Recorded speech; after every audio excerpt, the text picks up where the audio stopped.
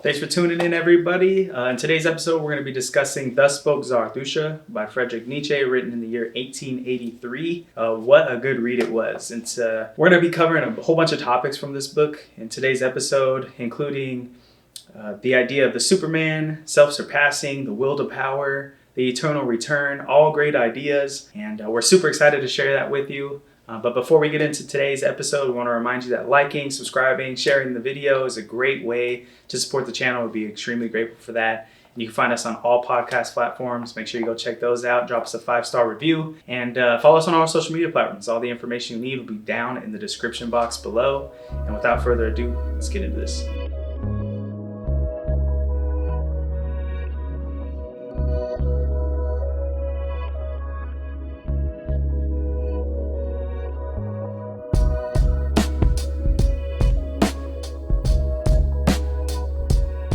All right, welcome everybody back to another episode of Paradigm Podcast. We hope you are having a great week and thank you so much for tuning in. In today's episode, we're going to be discussing Thus Spoke Zarathustra, written by Friedrich Nietzsche in 1883. We'll discuss our thoughts on this book, the big ideas posed within it, and why we think you should read it too. Before we get started, we want to remind you that sharing the video, liking the video is a great way to support the channel, and we'd be extremely grateful. Make sure you subscribe as well. And you can also find us on all podcast platforms, Spotify, Apple Podcasts, wherever you listen to podcasts, you can find us. So you may have noticed that we haven't uploaded in a while, and that's because we didn't fully understand what we were signing up for when we decided to read Thus Spoke Zarathustra, or any Nietzsche book, it seems. It was a lot more difficult than we had originally thought it was. But what originally sparked that interest was our reading of Jordan B. Peterson's 12 Rules for Life, both of them. Yeah. And he mentions Nietzsche in a lot of his videos, his books. And, that just kind of implanted the seed of like, this is a fundamental literature that Jordan Peterson read. So, check that out someday. And it was my turn to choose the book. And at that time, I was like, hey, how about we just give this a shot? And so we did that. We didn't choose the first book in a series. We were kind of discussing that originally throughout our weekly meetings, that, people were like, hey, you're reading this book out of sequence. You're not in order. What was the first one? I don't know what his first book was, but Beyond Good and Evil? It was one of them. Yeah. But this is like number 4 or 5. Oh, okay. And so we read it out of series sequential. Anyway, it was a lot more than we originally signed up for, but all around it was a pretty interesting book. But I do have one question before we get into the actual episode. We only have limited bookshelf space, and the question I have is, why would you keep this book, and would you share it with people, and why? Okay. There's 2 questions. One, would I keep this book on my bookshelf? Yeah, it's like a fucking feather in my hat. I fucking read this book. Like, for all of you fucking guys who thought I couldn't read, well, guess what? I just read this. Right. Would I suggest it to people? No. I try to get people around me to read books, and just because I like it, and oftentimes just the challenge of just reading a book, and today with like so much like other entertainment, people tend to shy away from reading in general. Maybe if someone's kind of interested in like the philosophy path, then and like they like to talk about it, then if they haven't already like heard of Nietzsche, then I would suggest like a book like this or this book. Yeah. It's a good little like dipping your toe into some different forms of philosophy. Yeah, I would take the same approach. It's like if you're into philosophy, if you like the author, if you've heard the author before, especially if you read JBP, Jordan Peterson, he talks about him a lot, so it's good insight to get the reference point. Mm-hmm. But I would keep it for sure. Like, I just out of pride, like I read that book. Yeah, that's tough. Literally straight out of all pride. Mm-hmm. Definitely. Yeah, I would recommend this book to people. Maybe not everybody, but those who are interested in like philosophy and like the morality of the universe that we live in. they're really curious about like what is good, what is evil, or they maybe have some thoughts on like religion, specifically like Christianity. We'll get more into it later, but this is a good book to sort of like check your maybe, I don't know, self-righteousness maybe. Well, yeah. just to kind of go off that, like, one thing that I really liked about this book, and just a caveat to that question, is like, who would I like recommend this book to? Is maybe someone who is real religious. As I've been like continuing to grow with like my understanding of like Christianity, and that this book is, I mean, in summary, he's taken apart Christianity, you know? So it, for me, who, of course, you're questioning something, to read someone who's like actively questioning it was a good read, you know? And then kind of be like, well, where do I stand after like reading both things, you know? Mm-hmm. Right. Yeah, you notice in the book that he uses Christianity as a muse a lot. Like a lot of his writing either reflects, is parallel, or just maybe a little bit of a different angle to a similar story, right? He writes of this prophet that comes down from a mountain, and you could tell that he was inspired by the Bible, whether it was negative or positive, but it was definitely a muse in his work. Yeah, and I think, I mean, for sure, I'd keep this book on my shelf because it was a really big challenge. Yeah. I do. Maybe it is a sense of pride. I like to have books that I can look back on and be like, dang, like what was I going through at that time? How was I progressing as just like a reader? What was I going through? So it for sure is going to stay on the bookshelf, and it's always going to have some memories attached to that of like, who I was or what was I even thinking about religion at the time. So it's definitely a great book. Yeah. There's, for myself, I would keep it on there as well on my bookshelf, because I said this during our weekly meetings, but it's like a story of what it's like to be human, right? This guy lives for 30 years. He thinks he has it all figured out. And he's like, okay, well, I'm going to go share what it means to be all figured out with society at large and man. And so we can progress as a better society. Yeah. And so it's literally, the more I'm actually reading about Nietzsche, the more I'm like listening to podcasts about him, watching videos, the more I'm noticing the Thus Spoke Zarathustra story isn't too far from his. Instead of the living in the mountains, he went and lived in the Swiss Alps. So you think he was like personifying himself, or like giving his own life some? I think so, a in the little book? bit. There's I'm reading more about him, but we can kind of talk about his background and see. So there's he was born in 1844 in Eastern Germany. He was a stellar student, so good in fact that he became a professor at the University of Basel when he was in his 20s. I mean, super props to get in as a professor in his 20s. Ultimately, he left his career being fed up with his peers. You remember in Zarathustra, they're talking about the spiders that spin webs, right? And it's this academic background on which they build all their knowledge off of. And so, there's some parallels in the Thus Spoke Zarathustra story and Nietzsche's own story. So he moved to the Swiss Alps and began writing. He suffered from many afflictions, including a disliking of his family. Women didn't like him, and he had a mental breakdown. He died 11 years after that mental breakdown. Tends to happen. Yeah, I was actually watching. This guy was having a mental breakdown. This horse was getting beat in the streets, and he ran over to it and was like, "I understand you. I know what it's like to be you." And so they chalked it up to that being a mental breakdown. He died 11 years after that. Dude, that's what getting no girls does to you. Oh, dude, that's crazy. Yeah. He said, "I understand what it feels like to be the horse," or the guy beating the horse. No, the horse. No, the horse, dude. Okay, this is whoa. Nietzsche was like a modern. Well, he'd be considered today a modern day incel type. You know what I'm saying? Lived in maybe cut that out. Where'd you hear that story? Or where'd you hear that was the video I sent to the group chat. Oh, the summary of his life and stuff. Okay.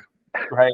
There's this podcast I want to talk about a little bit in some of today's episode, but it's called Philosophize This, and it has like a 5-part breakdown of Nietzsche's writing from front to back. Not like verbatim, but here's some of his philosophy. Right.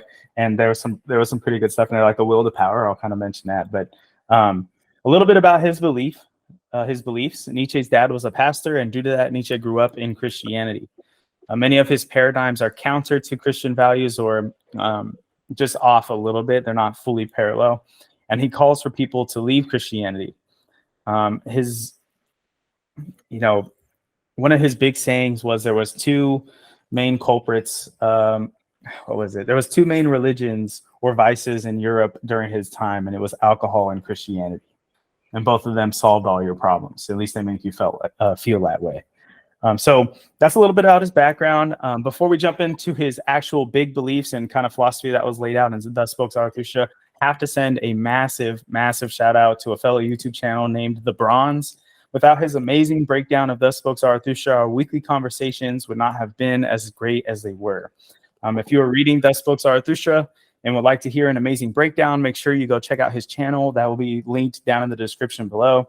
Does an amazing breakdown and really helped us to digest the individual chapters or sections a lot better and be able to have a better discussion. I don't think I would have been able to understand this book without the Bronze, honestly. Yeah. Especially towards the end where he starts to like really philosophize, like allow a lot of the stories he went through. Shout out Bronze. Yeah, crazy. Just to make a suggestion to anyone listening, like with us doing it, it almost felt like we had an extra person in our club because we all listened to Bronze. So like we were all getting that plus each other. And reading alone, especially with a thinker, it's good to like say your thoughts out loud. And if you're just reading this book alone, listen to the Bronze, like you read a chapter and then you listen to him break down a chapter. It'd be a pretty good exercise if you don't have like someone to read with, if that's what you're looking for. Yeah, one paragraph. I mean, you could talk about the ideas in that paragraph for at least like an hour, maybe. And then you're like, okay, I see that, and it's like you almost get to like think along with him, and you're like, oh, okay, I see that. So it's almost like you get to have someone to kind of break it down with. Yeah. Right. Yeah. So go check him out. The link will be down in the description below. Bronze, if you're watching this, a big shout out. Thank you so much. We got a shirt for you. Yeah, we got a shirt for you. All right, so let's jump in some of the biggest ideas provided in Thus Spoke Zarathustra. So Zarathustra was a man obsessed with developing and sharing his ideas. One of his biggest ideas that stretched the entirety of the book was the idea of the Superman. So according to Zarathustra, Superman is a being who embraces life changes, creates their own values, and lives authentically. The Superman is not bound by the herd mentality or slave morality, but acts in accordance with their own will to power. They are capable of embracing suffering and hardship as essential components of life, and they affirm existence in all its aspects. So Zarathustra is living as a normal person for 30 years among man and living in society, and he decides to go on a voyage and live on a mountain for 10 years. He lives in a cave. After those 10 years, he's inspired by the sun. How great is the sun if there's nobody to really appreciate its rays? Zarathustra then decides, just like the sun, I need to go and share my knowledge with people that can actually appreciate it. And one of those ideas is the Superman. So he comes into this town. It's called the Motley Cow. And he gets an opening to talk. There's a big congregation of people watching street performers. And he has an opening to talk, and he starts talking about the Superman. The Superman is going to be the next evolving stage of human beings. The Superman's going to look at human beings the same way we look at apes in the future. So with this idea, we're going to kind of want to format our discussion around, is this an achievable ideal? Is this, in the book, he talks about it's going to be this person that pops up. Yeah. Right. It's just the Superman's going to be that next person, and it's just going to be somebody who appears versus the idea of it's going to be something that's developed and the person kind of grows out of being human. Right. So do you guys think that this is an achievable ideal? Is this something somebody should put in their life? Yeah.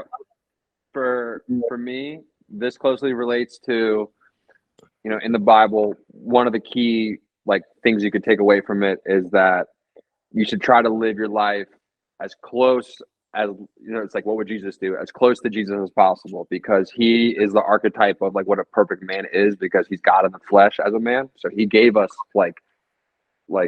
the blueprints on how to live your life accordingly. And like we know we all can't, but we aim up, as Jordan Peterson says, as best we can to like emulate what a perfect man is.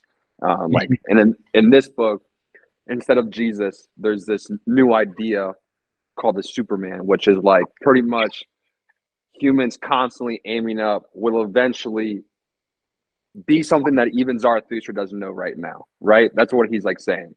So like, is the idea achievable? I mean, I think the idea of like trying to aim up, like if you're a bar graph, maybe it's not like, you know, like stock, you're not going to the moon, but like if you're constantly trying to aim up, that's the direction that we should all at least strive for. So I think in that sense, yeah. Yeah, I would agree, because it's like, what's the alternative to that? It's like a life that's uncertain, miserable, suffering, and there's a suffering that you get to choose. Yeah. It's like, which one do you want to choose? You want to choose the hard that's like worth the hard, or do you want to choose the hard that's like you feel like you have no chance at life? It's like you might as well choose the one that you're gonna like progressively get better every day, even though it doesn't, like, you don't see the results every single day, but you're moving in that direction. And or so at least you're trying. Yeah, it's the effort. It's the it's I almost want to say the aim, the will, the power. Like, you're not just aimlessly moving through life. Like, you made a choice. You're like, it's hard and I'm still going. Failures probably feel better that way too, right? You're failing for a purpose rather than just failing. Yeah, good point. Yeah. How about you, David? Is this something you see people using for the same reason, something different?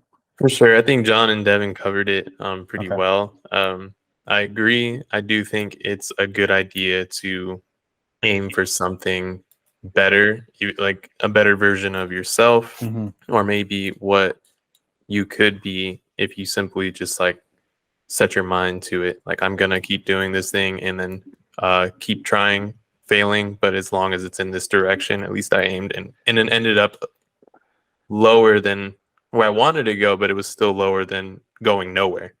Yeah. I wanna make a point, because we keep talking about like aiming up and stuff like that. In the book, the way to the Superman is through self-surpassing.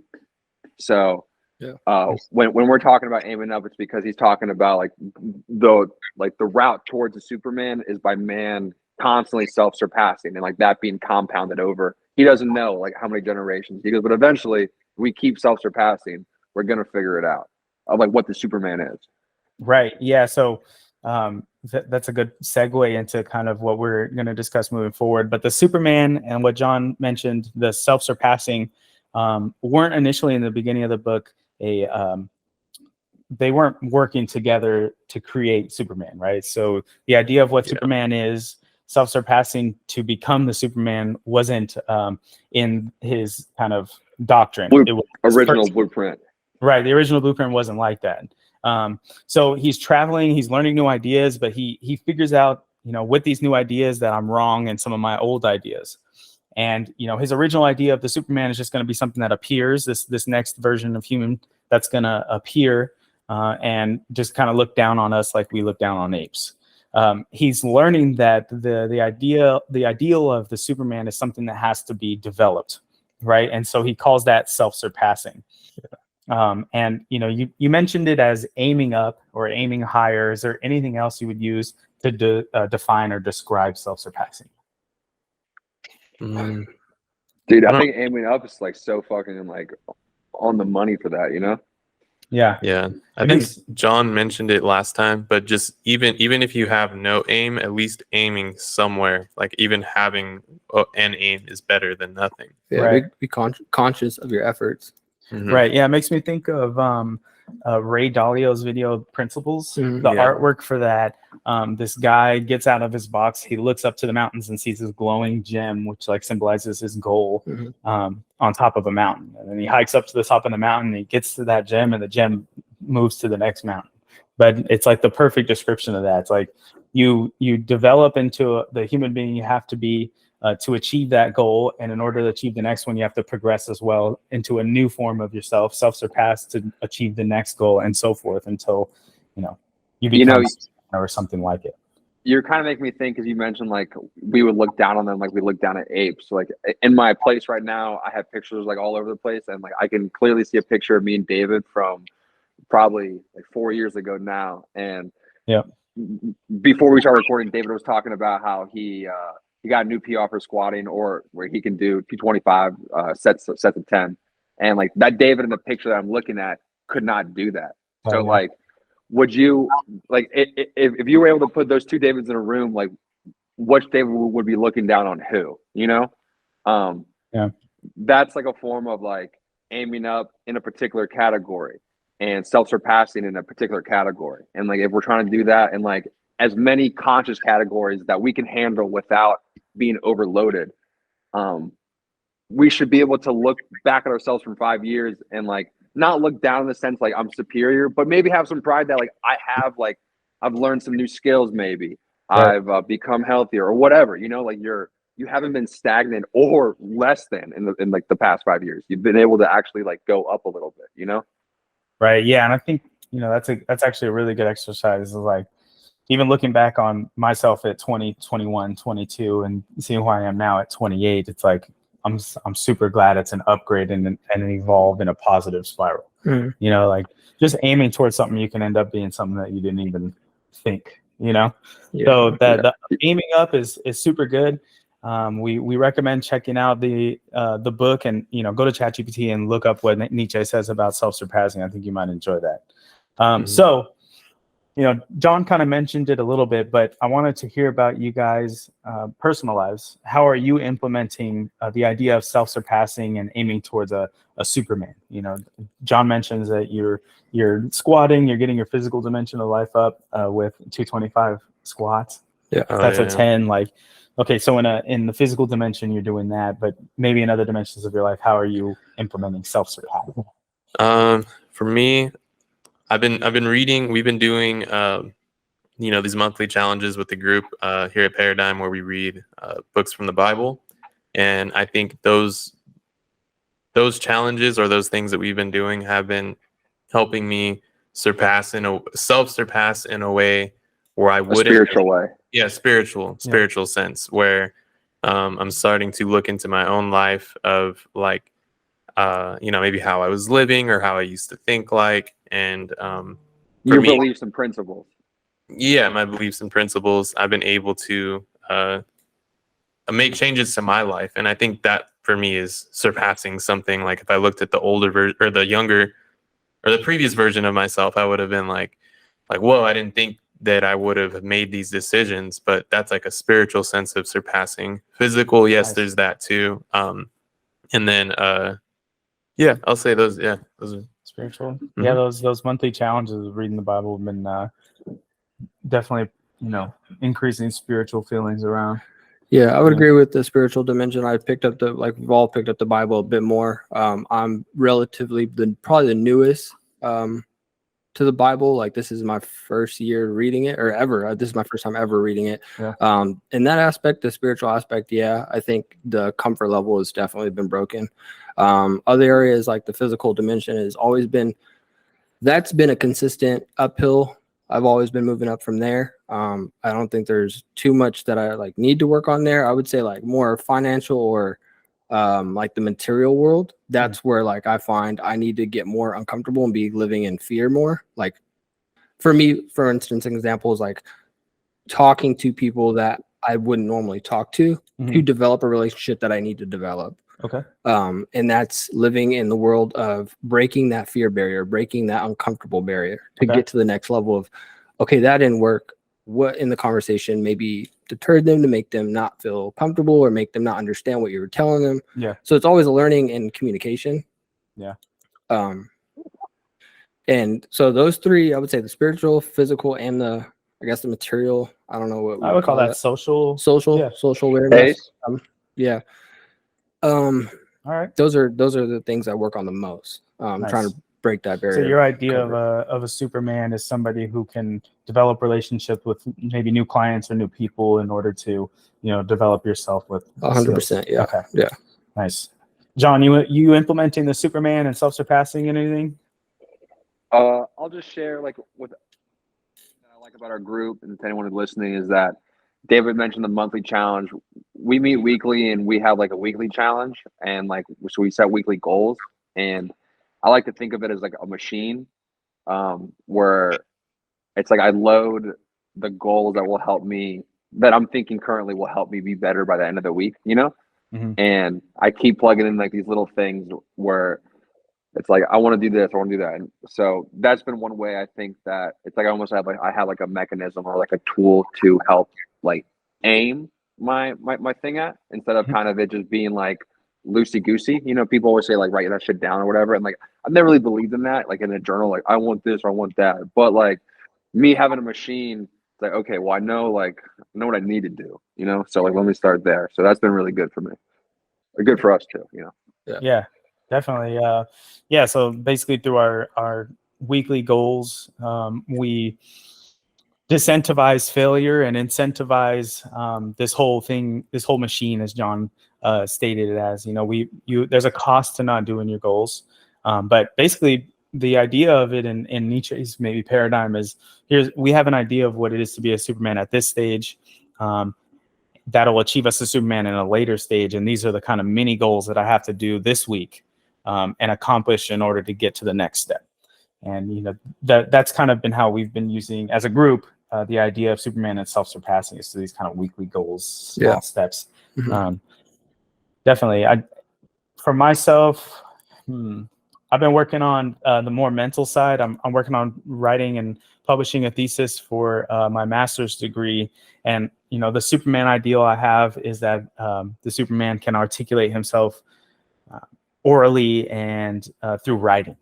Right. And so I'm working on doing writing. I meet with my advisor weekly, my committee bi-weekly, and they revise my work. I have conversations with them about, you know, how can I improve? And then I make those changes through writing, and then I'm doing a presentation at the end of the semester as well. So I'm trying to figure out how to become more of an articulate oral presenter and through writing. So that would be kind of my version of how I'm using it personally, the idea of self-surpassing. Cool. All right, we'll move forward. So one of the major ideas proposed by Zarathustra, which is at the core of all natural processes, is the will to power. So this idea, I had to do a little bit of research on it. I'm still not fully kind of wrapping my head around it, but the will to power, we've seen how it's been manipulated and used, how it can be manipulated and used. We can kind of discuss that, and then we can, you know, I found this podcast, Philosophize This, and he kind of broke it down. I kind of want to bring that up to you guys. So with the will to power, could you guys describe what that is and maybe how it's been used in modern day or in the past? I'll just use it for my personal life. Okay. Will to power to me is like being able to will a future that you want. Okay. In like the not so distant future, to will something to happen.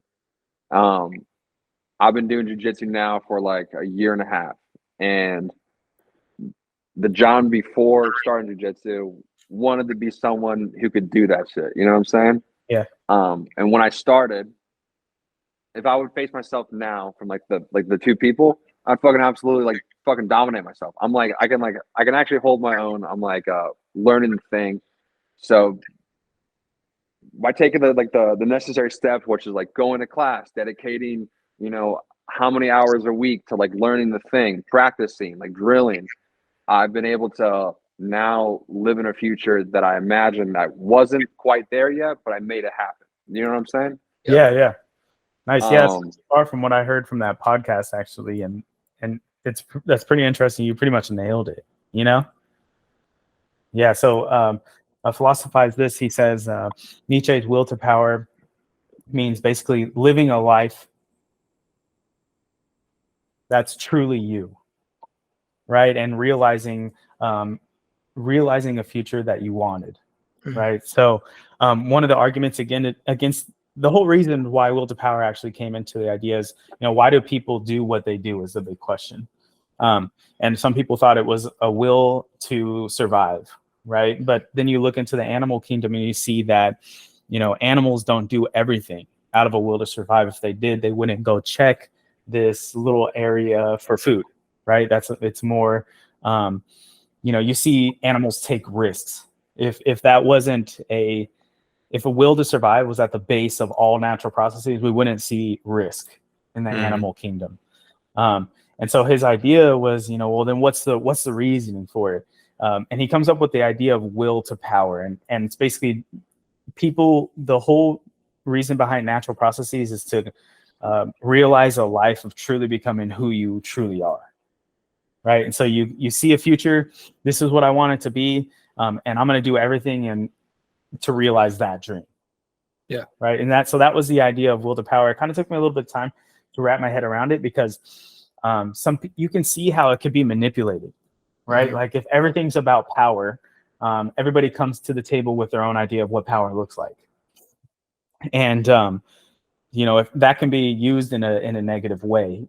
Nietzsche's sister, after Nietzsche passed away, actually manipulated some of his writings and to fit into a Nazi sympathizer paradigm, right? So there's ways that will to power can be manipulated. So with the idea of will to power being realizing who you truly want to be, do you think this could change someone's belief of what will to power is? Let me reword that.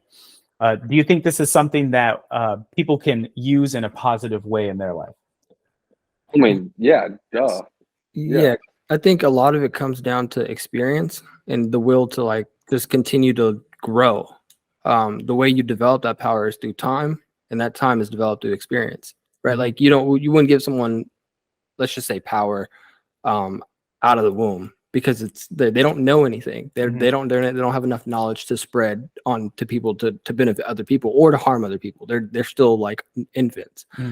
People that have the experience, if their goal is to get more power, then that's their true goal. But it's also becoming their true self. I almost would use like your knowledge and your experience as becoming a geologist. Like you're developing the knowledge and expertise to teach other people about what you're learning. So that's a sense that is a form of power, because it's like, well, Jay, he's actually done this already, and I'm following in his footsteps, like how you followed, like maybe walk up. That's what he would want to actually do. Yeah, and so you're still you're following yourself, your true self, but that's also developing a sense of like power, say so, over the realm of, let's say, geology, because you're spending the time, the effort, and the knowledge, and you're building the knowledge to gain that expertise. Okay. So I think that's the positive way of looking at it. There's that negative aspect too. You could use it against people and start to like. You'd say that's why police do their job. There's a lot of negative ways you could spin it. I want to ask a different question. Do you guys agree with that at the base and foundation of all natural processes is a will to power? Do you think it's a will to thrive? Do you think it's a will to survive? What do you think is kind of behind these? It's a big philosophical question, but if you have an idea. Go ahead, John. Let me do this. The will of power, and like it's like, can it be used negatively, or do we all like have a hunger for power? It's like, I don't know, probably. The real thing is like to have power and discipline is the thing. And like that's the whole thing. So like typically to will anything, there's a bunch of things that you have to make happen, unless like you're dealing with like very inadequate people and you can just bully them into doing what you want. Or like very, very rarely you can just bully things into like you can't make a girl like you. You can't be the leader of the class if it's a democracy and they vote.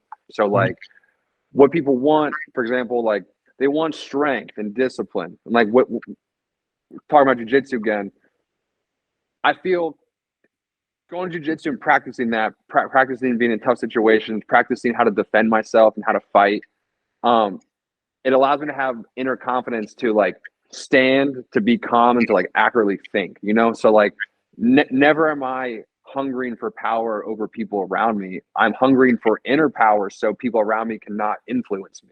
Is like the way I would want to look at it. And I think it's the way I do look at it. Like the more power I can obtain, the less the outside can influence me. For example, during the COVID pandemic, people's power and the influence of the outside, it was at a big crossroads, and they were threatening things on the outside. Like if you weren't powerful enough, let's say with your money situation and your job was on the line, maybe you made a decision that you now regret. But if you had built yourself an oasis with your will of power, then the outside couldn't affect you, Yeah, I think that's what people in a healthy side is what they're looking for, is to obtain enough power that you can continue to will the future that you foresee, which is like having a good family, making a difference in your community, trying to educate yourself more. But you can't do that if someone else's will is controlling you. That's a good way to do it. Then you're truly you authentically. Right. Because you have the freedom to, because you're strong, because you're powerful enough, and you have the discipline to get to that point, you know? Nice. Yeah, I think you absolutely nailed that, man. Yeah, seriously. Definitely killed it. All right. We'll move forward to the next point unless somebody else has something to say.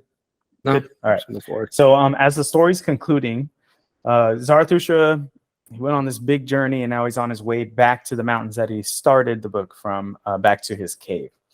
He's struggling with an answer to the idea of an afterlife. And he finally makes it back home and shares his answer. He proposes the idea of eternal return. So in the book, they define roughly what eternal return is. He says, reality may be chaotic and everything in it perishes, but everything that breaks up is eventually reassembled and resurrected until it breaks up and perishes again, and so forth for eternity. That was actually the Bronze's breakdown, but kind of a way to think about it is that time is a ring. So history repeats itself over and over again in the same exact way, and we are destined to live the same life we are living now again and again for eternity. So the idea of an eternal return being the answer to afterlife. What are your guys' thoughts on it? Do you like the idea? Do you hate it? Well, one thing that he talks about when he's talking about the eternal return is that you might as well try your best right now if you're cursed to live it over and over again. Right. To me, if heaven is getting to do this all over again, it'd be like that would be my heaven, you know? Like everything has been great, but most things have been great, you know? And like I would get to experience a first kiss again. I would get to experience getting to meet the homies again and going to Pismo Beach our first time and going on our first hiking trip and getting ace and, you know, like the scare of moving to a new place and the new feeling of like finding love again and starting a new job, like getting into new hobbies. Like if I got to do this all over again, to me, it would really be a dream, you know? Yeah. Because you could see people that have passed away too. So when he talked about it, I almost romanticized it. I was like, I hope that's what heaven is, because people always talk about how heaven's like this paradise or whatever, and I fucking love like chaos and like hard things. So like that doesn't fit me. Right. But if I got to restart and I wouldn't know about it, that would be fucking a dream, you know? Yeah. Yeah. And a good example of and maybe I'm blessed to say that, but you know, that's just. I mean, some people live in some terrible situations, and that sounds like hell to them, you know. But the idea of eternal return being an answer to afterlife, you know, it's. But shit, if you knew that was real and you still had time, you could be like, okay, well, at least the next 20 years, I'm gonna try to make it good, because I got to fucking keep doing this shit all over again, you know. So if you apply that shit, you're like, fuck, I might as well. Damn, my phone gonna die. I charge this shit so much too. Yeah, so for people that watch Attack on Titan out there, there's the season just ended, or the whole show actually just ended. Yeah. And at if you know the whole story, at the very ending, after the post-credit scene, so this kid that looks exactly like Aaron, right? He's walking through the woods and he stumbles on the tree where it all started, where Titans started. Spoiler alert, sorry for that, but. It's this loop. If you haven't seen it, spoiler alert. Yeah, you're at this point. But yeah, it all starts all over again, and it's destined to happen. So that's a good example of eternal return, kind of pop culturally that people might be able to understand it. Do you think good is eternal, and then you think evil is eternal? Eternal, yeah. Both are simultaneously eternal. Yeah, because I mean it's been happening since the beginning. You know, like. You know, evil's been happening since the beginning in the Bible, right? Yeah. If you follow that, then there's evil in the garden, there's good in the garden. God's there, the devil's there. So I what we determine as evil and good isn't eternal, but if it was objective, then I would say, yeah, it is an eternal quality. Yeah, I think like taking I don't know how to simplify this, but I want to simplify it to like just its choices. It just comes down to your choice. Right? Like we have a choice every day to like operate on evil, or we have a choice to operate in good faith. Like, and so you could really like mess something up if you just decide to like operate on like a very negative cognitive way of thinking and choose to like go out and make other people's lives miserable based on like how you're operating.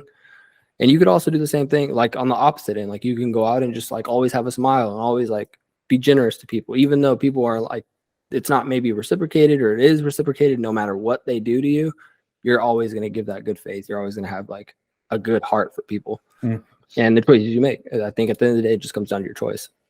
Everybody got choices. Yup. Nope.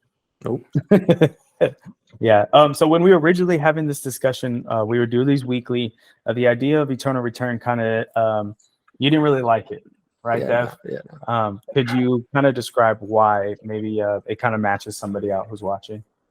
Well, I can't speak, just to clarify the question that you're asking. Like I can't speak for other people, right. But I think how I operate is I operate from the same mind frame that John's speaking of, is like, if I got to do this over again, hell yeah. Like I would love to do my life over again, just because of like what I've had and what I've got to experience. Yeah. But I know everybody's life wasn't like that. And so it's like, I can't speak for what other people would want, but if I had a choice and vote, I would vote for that. Yeah. But I know that there are other people on this planet somewhere on the world where life has never been good for them or to them. Yeah. And maybe they operate in good faith every single day. They always go out and they're strong. Their will is powerful, and they always think positively of their situation.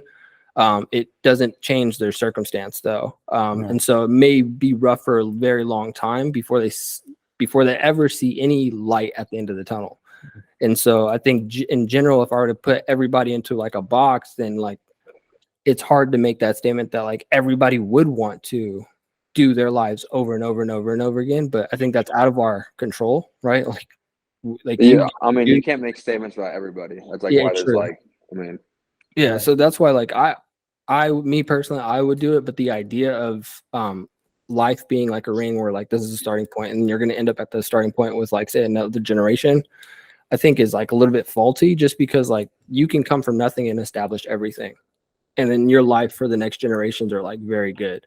But there's a quote that comes to my mind that it's being repeated a lot now. It's like strong men develop strong societies and weak men. No. I forget how it is, but you guys know what I'm talking about, right? Yeah. It's strong men create good times. Good times create weak men. Weak men create bad times. So I think that's like a good idea of it. You know what I mean? Yeah, I remember in our original conversations you were saying that it now gives you fate, right? Where it's like that any decision that you've made has already been made. There's no real agency in the situation because you were destined to already make that decision. Because you already made it in the past life, right? And that's kind of one of the ideas that kind of turned you off to that. Yeah, because it undermines, like in the same statement, it undermines the ability to live, like say the next 20 years you have on this planet. You can go as hard as possible. You can be the happiest person or the saddest person, whatever you choose to do. It undermines that because it's saying, well, it doesn't matter what you do, you're still going to end up at the same spot. No, it doesn't, because like even when he breaks down the eternal return, he goes like we're always living in a crossroads of the past that's already happened and the future that hasn't, and so we don't know what's going to happen tomorrow. True. But once tomorrow happens, it will be now logged into the past, and like that's what our loop's being built.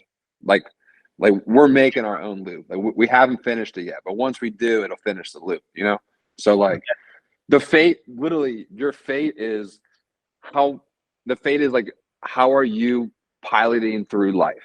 That's your fate. Like, are you taking on responsibility? Are you disciplined?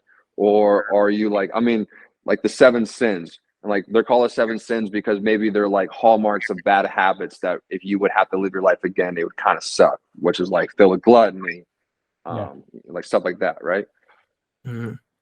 Yeah, so it's a bit tricky. I think the argument comes down to which generation of the eternal return are you, right? If you're the first generation of eternal return, you're writing the story, And if you're the second Yeah, you're like generation, the you're starting point. following the story.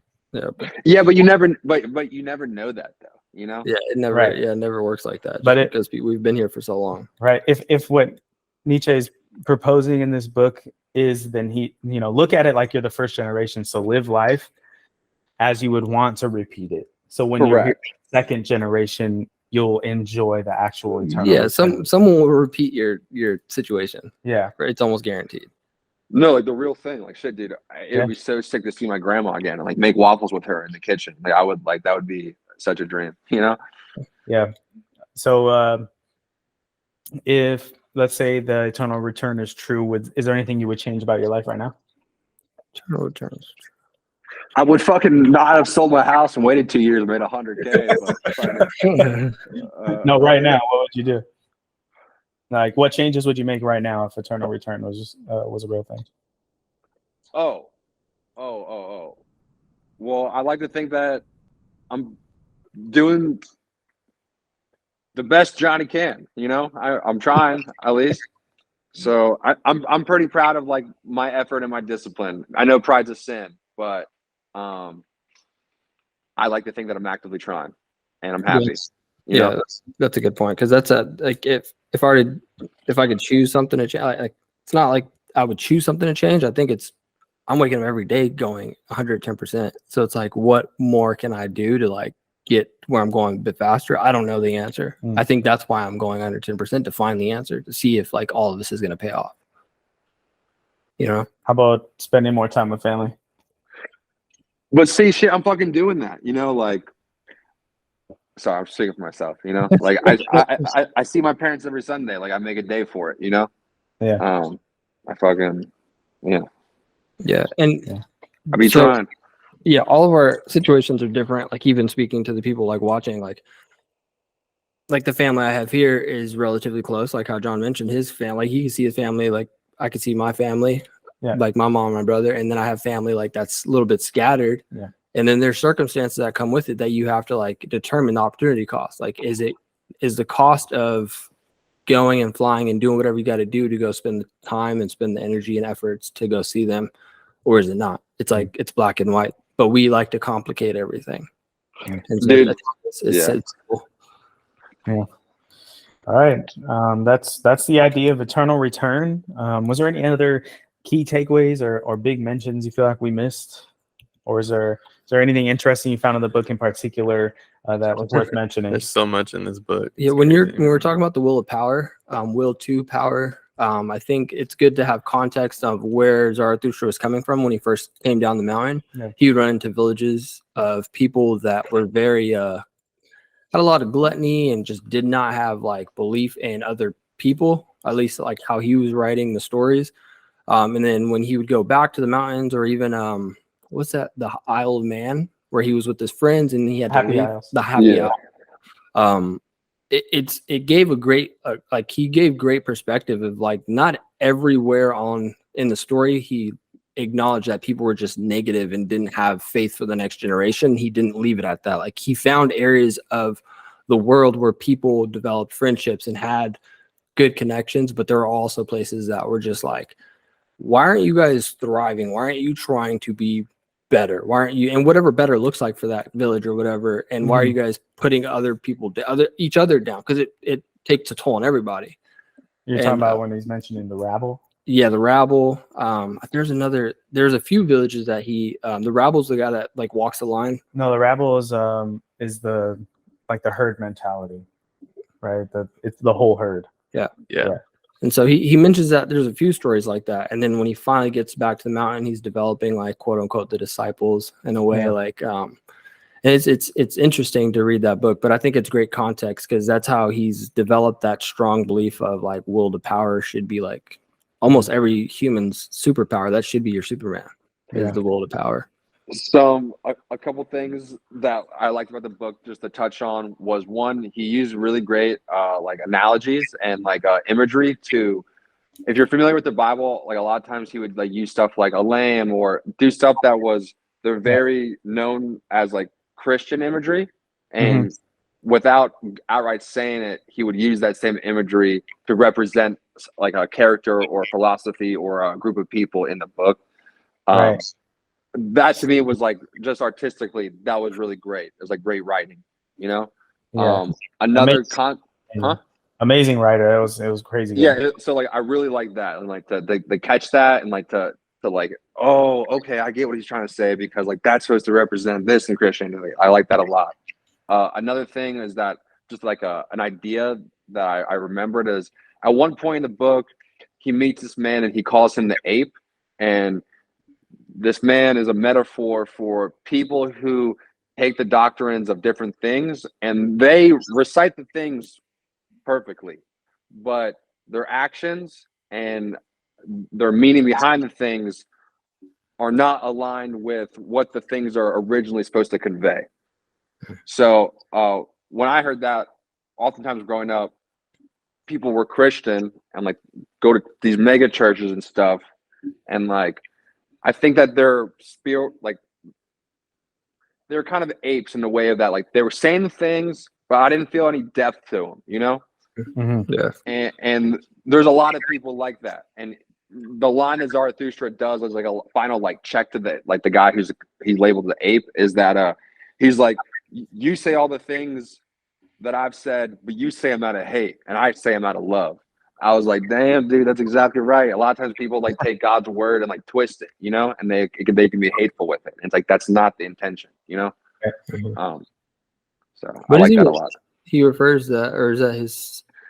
Because you mentioned it was the ape, and he was repeating what Zarathustra was saying, and he was talking about how that city, like Zarathustra shouldn't go because it's all bad people there, and like blah blah blah. And Zarathustra's like, shut the fuck up, dude. Like I can go wherever I want.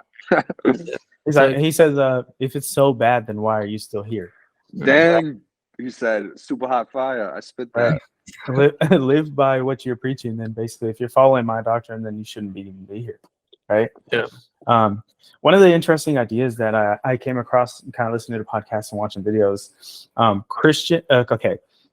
Nietzsche, like he said, the two biggest drugs to take over Europe was Christianity and alcohol. And he said both of them temporarily fix your problems. And he believed one of the biggest things, and I believe he mentions it in Thus Spoke Zarathustra, but one of the biggest things that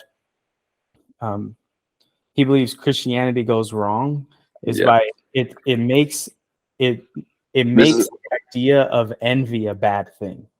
Right? So the will to power, he believes one of the first starting things was envy. First, you have to look at somebody or look at something and be like, damn, I want that. I envy that. While Christian doctrine says that that's a bad thing, Nietzsche says that that's something that should kind of be like a flag letting you know this is what you want. Power is telling you to go. Mm-hmm. Right? So it's not like covetous, like I'm coveting what they have, but you kind of take it as inspiration. Damn, I want that. I'm envious of that. Let me try and get that through my will to power. Mm-hmm. Totally. I thought that was a really interesting idea, because the idea of envy, you're always taught that that's a bad thing. Mm-hmm. But I do like the idea of looking at something and be like, damn, I want that. That's the future that I want. You know? Yeah. And exercising your will to power to make that happen. I think that that's a great idea. I think envy crosses the line when it goes into coveting. Well, let me pair that with something, because like speaking of that, one of Zarathustra's things was I heard in a podcast was that where Christianity went wrong is that pretty much they stopped aiming at Superman, because Jesus died with the New Testament. Jesus died for all of our sins, so it's all okay. Right. So there's different subsects within Christianity, and like he's talked about, I've heard Jordan Peterson dissect this, that like in the books of like Paul, and I think he said Matthew, that the books are kind of centered around, really don't worry about it because Jesus died for our sins. So as long as you accept him as your Lord and Savior, like he's your bridge to God. So really your whole aim, as long as you do that, you're fine. And before, you'd want to try to live like in the Old Testament, when there was like God was not a chaotic ruler, but sometimes he'd flip it. Yeah, he was a judge. Like sometimes he'd be like, I'm going to punish you guys and fucking kill all, he's like, for 100 generations. Or actually, Adam and Eve is like, we're cursed, So you have to live in a certain way with laws. Yeah. So I think that when the New Testament, certain people in Christianity stopped aiming at an archetype of like what being good is, And they're kind of like, no need to. God already got me. Yeah. Yeah, he's like, well, yeah, it's like if you look at somebody on the street and they're going, something bad happens, you just keep moving on. You're like, God works in mysterious ways, rather than doing something about it. Like if somebody's down on their luck, then it's one of the things that turned Nietzsche off, because it's like Christians were kind of mellowed out in a way that he didn't appreciate or think was part of being a Superman. Yeah, they were putting too much of like their own, what should have been their responsibility of like how the world is going. That like, it's God, I'll pray about it. I'll pray about it. It's like, prayer's good, and I totally agree, but it's not a wishing well. You need to actively pursue the challenge that's maybe overcoming you. Where they're like, hey, we prayed about it. I'll pray you get that new job. It's like, well, is your resume up to date? Are like your credentials, like, are they like industry like related? But people are like, I'll pray about getting a new job. It's like, well, how many interviews have you gone to? Like how many jobs have you applied to? It's abdicating responsibility ultimately, I think. Right. Like yeah. The person's like, oh, it's up to God. It's like that's where I think the negative part has kind of stepped in, or that's kind of what he's talking about, is the hands-off approach. It's like instead of doing something about it and taking responsibility for life now here on earth, it's like, oh, I don't have to take responsibility for that because my life isn't here. My life is in the next one. Is that when you're right? You draw back to what you said. You said people would use alcohol and Christianity as a temporary, so why? Like, was that essentially what you're trying to get to? Yeah. So he believed one of the, Christianity and alcohol both gave you an answer to all your problems. I mean, the Catholics that would absolve your sins. Right. Like, boom, like magic, confess, right? You'd confess and like they were forgiven. Right. Yeah, So boom.